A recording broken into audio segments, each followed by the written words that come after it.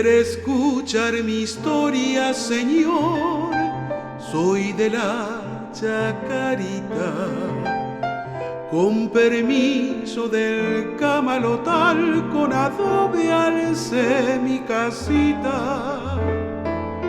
No hay paisaje más bello, señor, que el de nuestra bahía, ni el pincel del más bueno y más noble pintor pintó cosa más linda.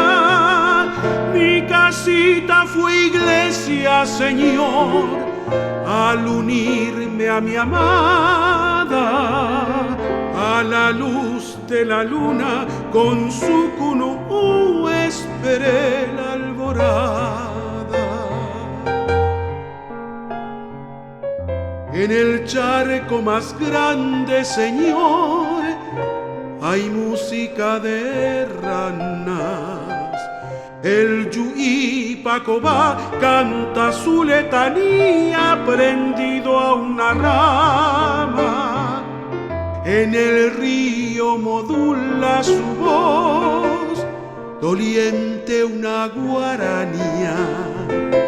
En canoa de penas rema un pescador su angustioso mañana, y mañana es volver a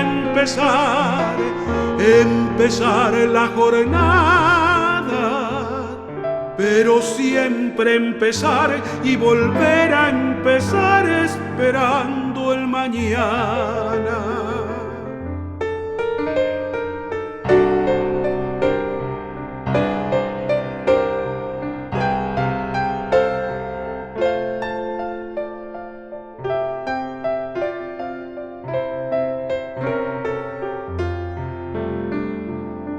Pero toda esa estampa borró la lluvia del verano.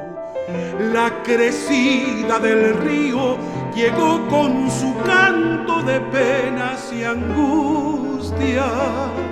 Mi casita su puerta perdió, la invadieron las aguas. En canoa de penas subí, emigré hacia la altura, pero un día a mi hogar volveré, erguiré sus paredes, aliado al trabajo, al sol, a la fe, crisol de mi esperanza. Pero un día a mi hogar volveré, erguiré sus paredes, aliado al trabajo, al sol, a la fe.